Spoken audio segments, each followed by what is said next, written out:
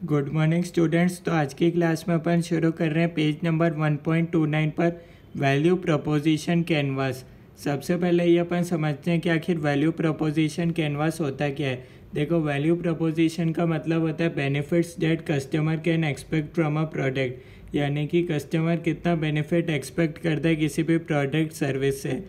तो इसको अपन एक लाइन एमसीक्यू के लिए मार्क कर सकते हो। It is like a plug in for the business model canvas. ठीक है, अब अपन इस डायग्राम से समझेंगे वैल्यू प्रपोजिशन कैनवास होता है क्या है। सबसे पहले आ जाइए कस्टमर प्रोफाइल पर। इसमें आपको दे रखा है कस्टमर जॉब दे रखा है, गेंस दे रखा है और पेंस दे रखा है। ठीक है, यानी कि कस्टमर जॉब क्या होता है, एक्सपेक्टेशंस ऑफ कस्टमर। जैसे कि अपन एग्जांपल ले लेते हैं मेक माई ट्रिप। ठीक है, या फिर और कोई सी भी आप कंपनी अज्यूम कर सकते हैं XYZ। जो कंपनी क्या करती है, लोगों को घुमाने का, टूर्स, ट्रेवल्स और एज ए टूरिस्ट गाइड वो वाला काम करती है।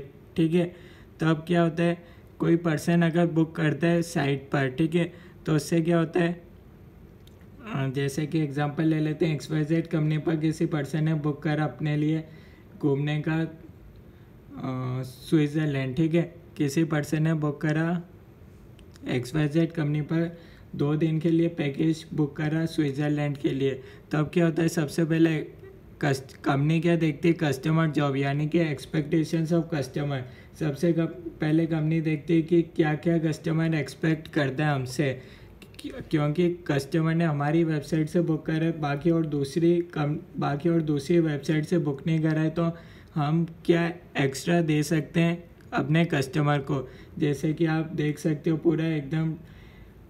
पूरा घुमाएंगे कस्टमर को, आप यूँ समझ सकते हो। ठीक है, जो भी एक्सपेक्टेशन है आप बता सकते हो। अब इसमें दे रखा है गेंस दे रखा है और पेंस। तो गेंस में क्या फ़ायदा होगा, जैसे कि अगर कस्टमर हमारी वेबसाइट से बुक करता है, हमारे होटल में रहता है, क्योंकि जो मेक माई ट्रिप का क्या होता है, डायरेक्ट रिलेशनशिप होता है होटल के साथ। और वहीं अगर थर्ड पर्सन सीधा होटल में जाएगा तो उसको एक्सपेंसिव मिलेगा। तो एक तो गेंस ये हो सकता है कि कस्टमर अगर हमारी वेबसाइट से बुक कराएगा तो उसको गेंस आएगा, क्योंकि अगर कस्टमर डायरेक्टली अगर होटल में जाएगा तो उसको एक्सपेंसिव रूम मिलेंगे। ठीक है, और पेंस क्या हो सकता है, अब कस्टमर के लिए पेंस क्या हो सकता है, क्या वो वेबसाइट ट्रस्टवर्दी है या नहीं, क्या जो उनके साथ वो एक पर्सन आएगा जो उनको घुमाएगा, बोल सकते हो, तो क्या वो ट्रस्टवर्दी पर्सन होगा या नहीं होगा। आप इसको यूँ समझ सकते हो। ठीक है, अब अगर ये सारी चीज़ें आप पूरी कर रहे हो, यानी कि आप ऐसा प्रोडक्ट्स एंड सर्विसेज बेच रहे हो तो जिससे कस्टमर को गेन क्रिएट कर रहे हो और पेन रिलीव कर रहे हो। जैसे कि आपने क्या करा, कस्टमर को कम भाव पर ही अपने होटल में रहने के लिए दे दिया। जैसे कि होता है ना, मेक माई ट्रिप के डायरेक्ट रिलेशनशिप होते हैं कई होटल्स के साथ, और अगर वहीं कस्टमर खुद से जाएगा होटल में रहने तो उससे ज़्यादा चार्ज करते हैं कई होटल। तो एक तो कस्टमर के लिए आपने गेन क्रिएट कर दिया कि आपने उसको कम कॉस्ट पर ही आपने सेम चीज़ प्रोवाइड कर दिया। और पेन रिलीफ क्या कर दिया, आपने एकदम रॉयल फेथफुल सर्विस प्रोवाइड करी। तो इन सारी चीज़ों का जब आप फुलफ़िल करते हो तो ये कहलाता है वैल्यू मैप, और कस्टमर जॉब कहलाता है एक्सपेक्टेशंस ऑफ कस्टमर। आप इसको यूँ समझ सकते हो। अब इसमें होता है the tool is based upon 2 elements of business model. अब जो MCQ में आ सकता है वो मैं आपको बता देता हूँ। ठीक है, सेम इसको आप यूँ समझ सकते हो, the tool is based upon 2 elements of business model. एक होता है कस्टमर सेगमेंट, एक होता है value preposition. Customer segment profile क्या होता है, जैसे कि कस्टमर की क्या क्या रिक्वायरमेंट्स हो सकती है जिसको अपन फुलफिल कर सकते हैं। उसके बाद आता है कस्टमर जॉब्स। कस्टमर जॉब्स भी यही होता है, describes the important issues that business customers are trying to resolve in their work. It could be their needs they wish to satisfy, or a task that they try to perform and complete in their lives or at work. तो इसमें जितना मैंने आपको underline करके बता रखा है सिर्फ आपको उतना ही ध्यान रखना है MCQ पर्पज से। तो आपके पास ये आ सकता है वैल्यू प्रपोजिशन के बारे में, it is like a plug in for the business model canvas. ठीक है, उसके बाद अपन देखते हैं और अपने लिए क्या, और इसका एक अपने आगे क्वेश्चन भी आएगा तो आपको इससे और आपको समझ में आ जाएगा यह टॉपिक। अपन इसका एक क्वेश्चन भी सॉल्व करेंगे वैल्यू प्रपोजिशन कैनवास का, तब जाके आपको और पता चल जाएगा गेन क्रिएटर्स क्या होता है, पेन डिलीवर्स क्या होता है। ठीक है,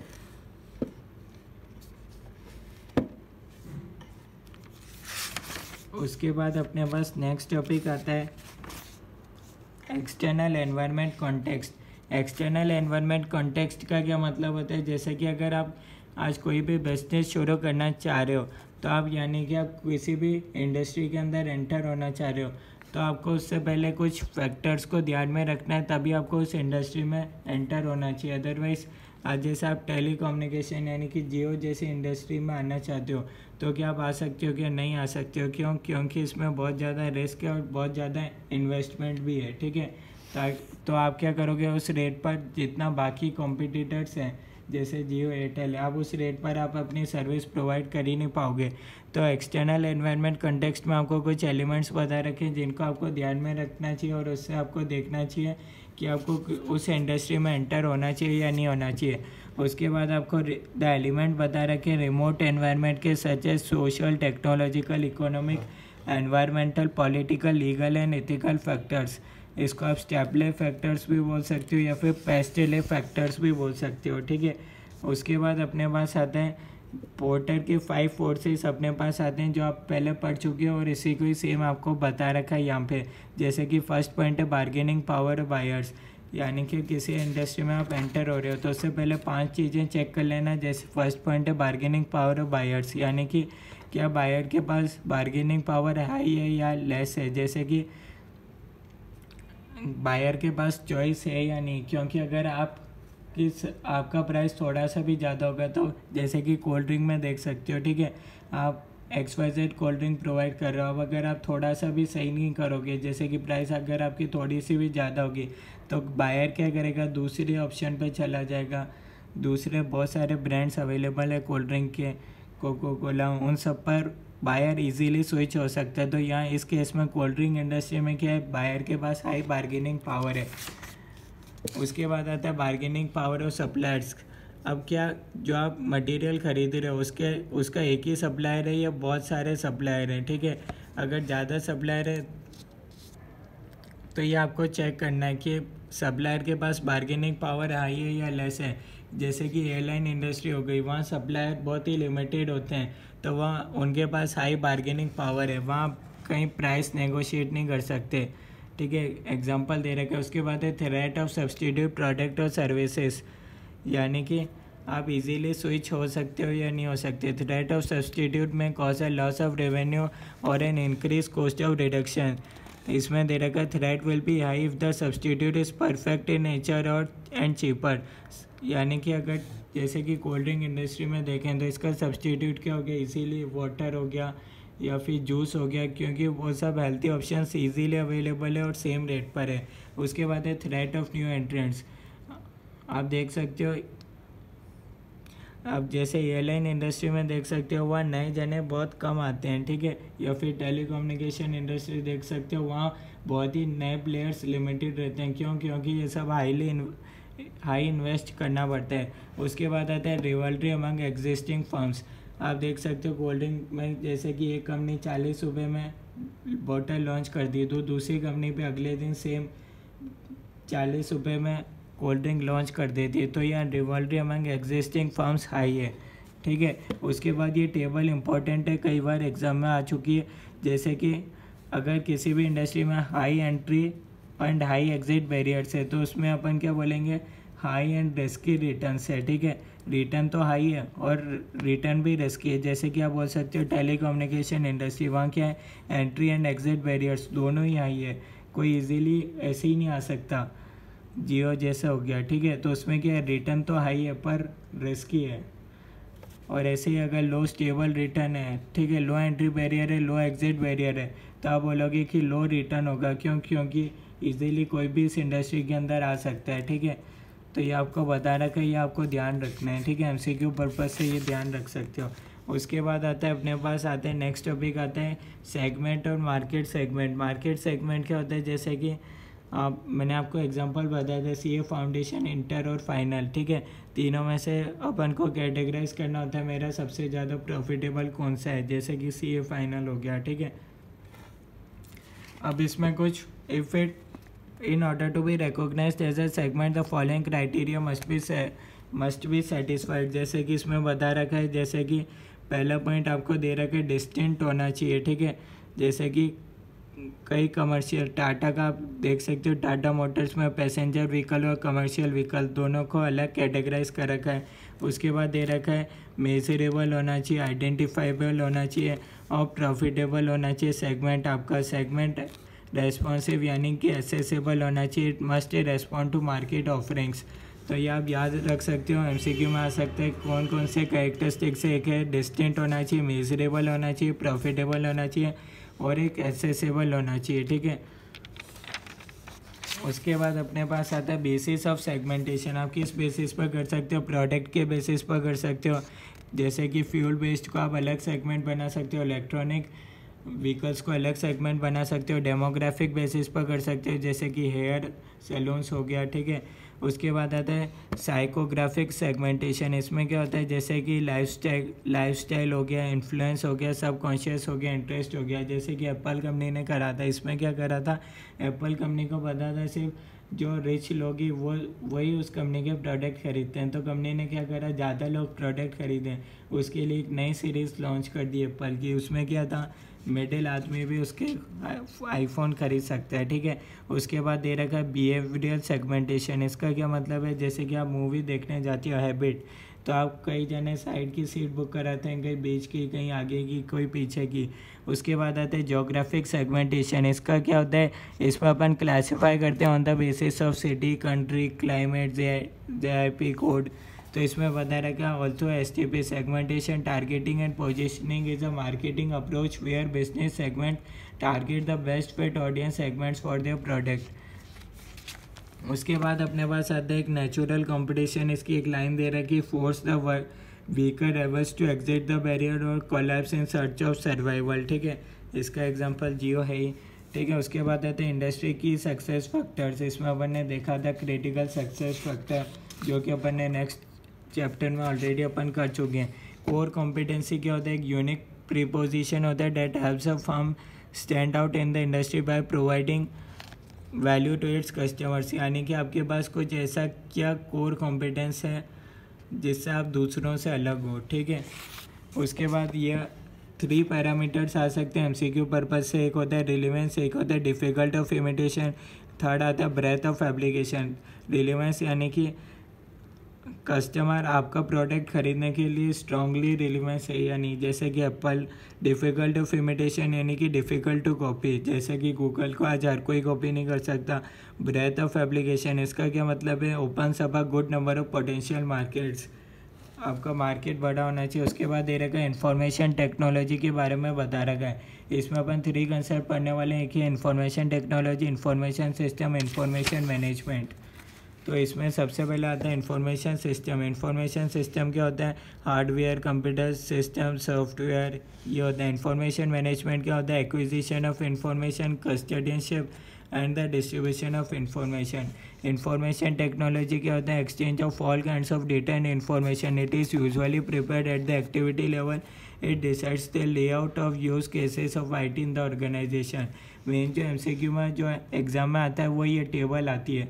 इसमें जो MCQ में आया हुआ है वो है ओरिएंटेशन, यानी कि IS यानी कि इंफॉर्मेशन सिस्टम के एक डिमांड ओरिएंटेड होता है, IT information technology supply oriented होता है और इंफॉर्मेशन मैनेजमेंट रिलेशनशिप ओरिएंटेड होता है।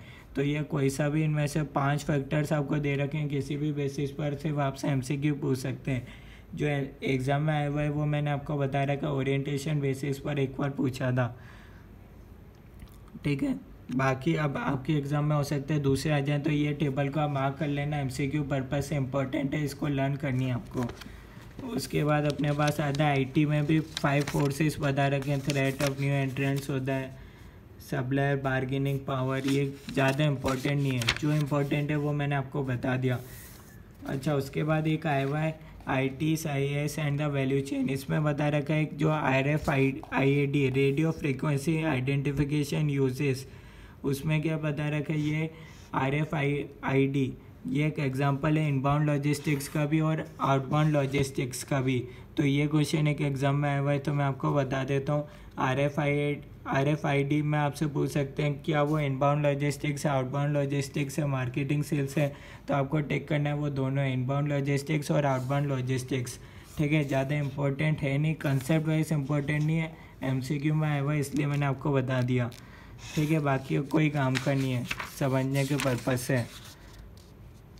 उसके बाद अपन देख लेते हैं the role of management accountant as a leader. इसका क्या मतलब है, अगर आपको आज कंपनी का लीडर CEO बना दिया जाए तो आप कैसे मैनेज करोगे ये सारी चीज़ें। तो ये आपको बता रखा है। सबसे पहले आपको दे रखा है, ये आ सकता है MCQ पर्पज से, अभी तक आया हुआ नहीं है। मैनेजमेंट अकाउंटेंट क्या क्या करते हैं, टेक्नोलॉजी देखते हैं, लीडरशिप होता है, financial analysis and strategic planning. ठीक है, leadership from planning to execution, ज़्यादा काम का नहीं है। मेन वो टेबल थी जो मैंने आपको बता दी। उसके बाद अपने पास आता है कम्युनिकेशन। कम्युनिकेशन की एक 2 वे प्रोसेस है that involves transfer of information from one person to another. ठीक है, और इसमें एक MCQ पर्पज से लाइन मार्क कर सकते हो, techniques such as management by wandering working around are helpful. तो आपसे पूछ सकते हैं management by wandering working around किसका पार्ट है, आपको टिक करना रहेगा, कम्युनिकेशन का पार्ट है। डिसीजन मेकिंग उसके बाद आता है। डिसीजन मेकिंग क्या होता है, required at every stage of strategic development process. Her step पर डिसीजन मेकिंग इंपॉर्टेंट होता है। उसके बाद दे रखा है बिजनेस एथिक्स। बिजनेस एथिक्स क्या होता है, यानी कि आपको बिजनेस ईमानदारी से करना चाहिए। इसमें बताया रखा है concept of right and wrong behaviour. कोई लाइन इंपॉर्टेंट है नहीं, सिर्फ रीड करना चाहो तो कर सकते हो। उसके बाद अपन आ जाते हैं MCQ पर। MCQ 1 में दे रखा है mister A chief management accountant and adviser to CEO। उसमें क्या बता रखा, कुल मिलाकर लास्ट लाइन काम की, आपको क्या करना है, pick the correct statement regarding value proposition map. तो pain relievers and gain creators counter each others effect, नहीं, दोनों चीज़ें अलग होती है। जैसे कि पेन रिलीवर्स तो मैंने आपको बताया था, जैसे कि अपने वो कुछ बुक कराते हो मेक माई ट्रिप से, तो उसमें क्या था, आपको सस्ते में मिल गया, कॉस्ट का फ़ायदा मिल गया। गेन क्रिएटर्स क्या था, गेन क्रिएटर्स आपने एक तो कॉस्ट में मिल गया, और पेन रिलीवर्स था वो ईमानदार था, जो भी आपका टूरिस्ट गाइड था। ठीक है, और तो इसमें दे रखा है pain relievers and gain creators are the one and the same thing. Pain relievers are different from gain creators. तो इसका हो जाएगा ऑप्शन C, दोनों अलग अलग चीज़ें हैं। MCQ 2 में दे रखा है मिस्टर एन ने क्या करा, हायर्ड हुआ Avanta holding as independent consultant for drafting the value proposition map. He suggested that ranking of customers. कुल मिला के कोई पढ़ने से मतलब नहीं, लास्ट में आपको दे रखा है pains and gains are control by business. क्या इसको कंट्रोल बिजनेस कर देंगे या नहीं। All the pains and gains need not be responded और एड्रेस। तो आपको बताना है कौन सा ऑप्शन करेक्ट है। तो इसमें सेकंड ऑप्शन करेक्ट है, all the pains and gains need not be responded और एड्रेस। देखो, सारे कस्टमर के पेन्स और गेन्स अपन एड्रेस नहीं करते, जितना बिजनेस में होता है उतना पॉसिबल होता है उतना ही करते हैं। ठीक है, यानी कि business don't decide over which jobs pains gains the customer has. Business तो इन्हें डिसाइड करता है कस्टमर के पास कौन से गेन पेन है। And no value proposition addresses all customers. सारे कस्टमर के नहीं होते हैं, जो बिजनेस प्रोवाइड कर सकता है उतना ही होता है। ठीक है, और ऑप्शन 1 तो गलत है ही। पेन्स और गेन्स बिजनेस तो इन्हें कंट्रोल करता है, बिजनेस तो उनके सॉल्व कर सकता है जितना होता है। MCQ 3 में दे रखा था टेक्निक ऑफ मैनेजमेंट व वॉन्डरिंग अराउंड। ये मैंने आपको बताया था, कम्युनिकेशन है इसका आंसर, जब पढ़ाया था तभी बता दिया था। उसके बाद एक अपने पास RFID का क्वेश्चन आता है। मैंने बोला था कंसेप्ट वाइज कोई इंपॉर्टेंट है नहीं, पर मैंने आपको बताया था MCQ वाइज आया हुआ है, पेज नंबर 1.48 पर है। इसका मैंने रेफरेंस भी दे रखा है। Inbound logistic and outbound logistic इसका आंसर है। ठीक है, अब business model should contain 3 components. 3 component होने चाहिए बिजनेस मॉडल में। एक होता है customer value preposition, profit formula, की रिसोर्सेज एंड प्रोसेसेस। ये अगर आपको याद नहीं है तो आप इसको लर्न कर सकते हो, यहाँ लर्न कर सकते हो, या फिर बिजनेस मॉडल जहाँ टॉपिक था वहाँ आप लर्न कर सकते हो, एक ही बात है। उसके बाद MCQ 6 आता है। इसमें आपको दे रखा है कुल मिलाकर शॉर्ट में मैं आपको बता देता हूँ, इतना पढ़ने से कोई मतलब नहीं। इसमें बोला है कि high entry and high exit barriers है, तो ये आपको बताना ये किस में आएगा। जब भी high entry and high exit barriers होता है, जैसे कि मैंने आपको बताया था टेलीकम्युनिकेशन में, जैसे कि जियो में, तो उसमें क्या होता है, हाई मार्जिन होता है और रिस्की रिटर्न होता है। ठीक है, ये टेबल मैंने आपको बताया था, लर्न करना MCQ पर्पज़ से एग्ज़ाम में भी आया हुआ है। ये टेबल MCQ में आएगा, आप इसको लर्न कर लेना। ठीक है, उसके बाद आता है MCQ नंबर 7 आता है। इसमें आपको बताना है कौन सा सही है। IT सप्लाई होता है, IS डिमांड होता है, IM कौन सा होता है, IM अपने पास होता है रिलेशनशिप ओरिएंटेड, तो थर्ड वाला गलत है। MCQ 8 में बता रखा है, इसमें आपको बताना था, ये लिख रखा है ना, which of about specified statements are incorrect. तो कई बार आप क्या करोगे, लास्ट की क्वेश्चन की लाइन पढ़ोगे, उससे भी आप क्वेश्चन सॉल्व कर सकते हो। ज़रूरी नहीं है ये इतनी पूरी आप केस स्टडी पढ़ो, सबसे पहले क्वेश्चन की लास्ट लाइन पढ़ो, फिर आप ये देख लो। MCQ 8 में दे रखा है, क्या दे रखा है, Ali fabrics limited has recently decided to invest in an electronic data interchange system that will enable the AFL to automatically place orders with its major suppliers. Currently, AFL purchasing department staff have to place orders using postal mails and telephone to the company suppliers, which is slow and efficient. Which activity within AFL's value chain will the new EDI system improve? तो इसमें कहाँ दिक्कत हो रही है, postal mails and telephone से हो रहा है, यानी कि टू द कंपनी सप्लायर, यानी कि प्रोक्योरमेंट से रिलेटेड दिक्कत है। तो ये आप बता सकते हो, ये देख सकते हो, ये इसमें रीज़न भी दे रखा है। ठीक है, इनबाउंड लॉजिस्टिक्स रेफर होता है इन्वेंट्री मैनेजमेंट से। ठीक है, नॉट द परचेजिंग। तो उसके बाद अपने पास एक क्वेश्चन आता है MCQ नंबर 9, इसको आप रीड करो, अपनी बुक से रीड करो पेज नंबर 1.65 तक। तब तक मैं कैमरा ठीक कर देता हूँ।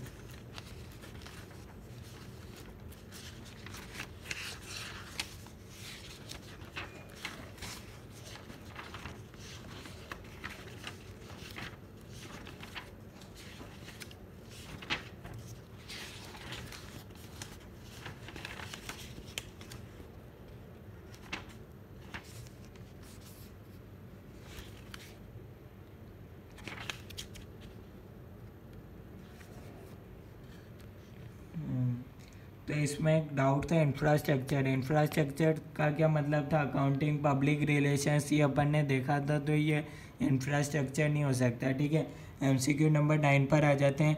इसमें आपको दे रखा है which of following statements are incorrect, कौन सा स्टेटमेंट इनकरेक्ट है। सबसे पहले 4th पॉइंट पढ़ो, the role of management accountant has change considerably over the past decade, बिल्कुल सही है। Management accountant support in strategic decision making, बिल्कुल सही है।